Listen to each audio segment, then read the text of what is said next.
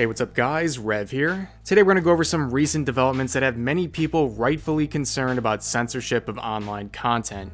So this depressing manga begins with a good old bird app, Twitter.com, the place where brain cells go to die in the pursuit of clout and validation through meaningless likes. And the proof is in the pudding. We cover a lot of awful takes on this channel, and it's no coincidence that the majority of them come from Twitter.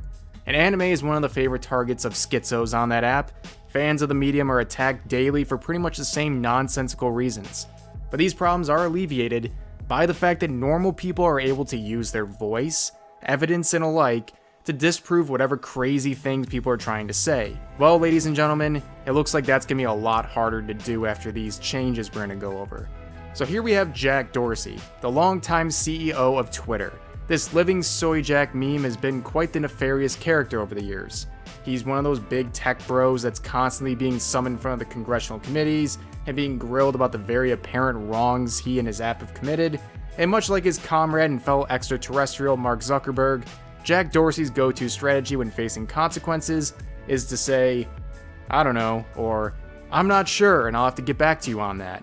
I mean, there could literally be a mass shooting at the Twitter headquarters with bodies spread around him, and when asked about it, Jack would be like, I don't know the specifics of that. That's not really my expertise or department. I'll get back to you on that.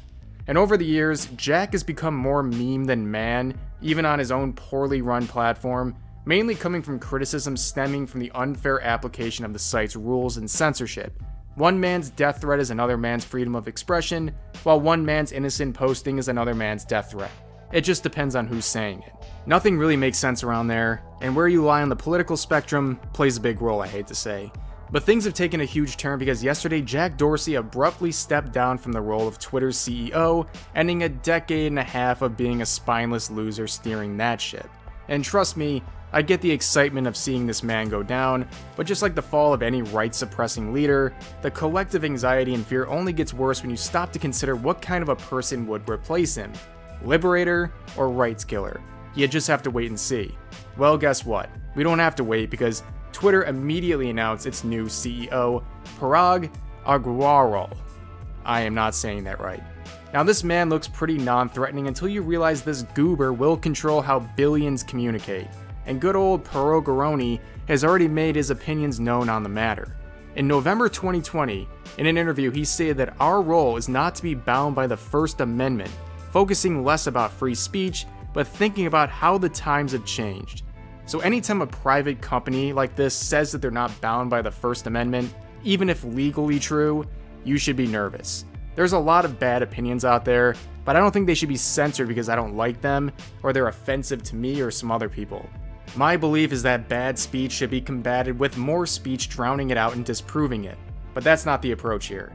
In addition, a new rule was implemented yesterday that now prevents people from posting images of private conversations and content, something that is often used to defend oneself in a matter of he said, she said. A great example of this is the Nux vs VShojo situation from last week. Without screenshots of Discord messages, people wouldn't have gotten their side of the story out.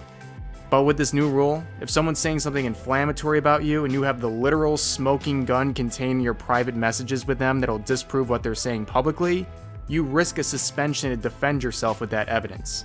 Look, while I understand Twitter is a private company, times have indeed changed. Social media websites are the current equivalent of speaking on the street corner, and it should be protected.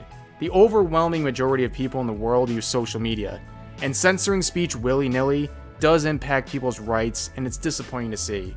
And just because they can do these things, it doesn't mean we don't have the right to speak out against it. But that's going to do it for this video. I hope you all enjoyed, and I'll see you guys next time.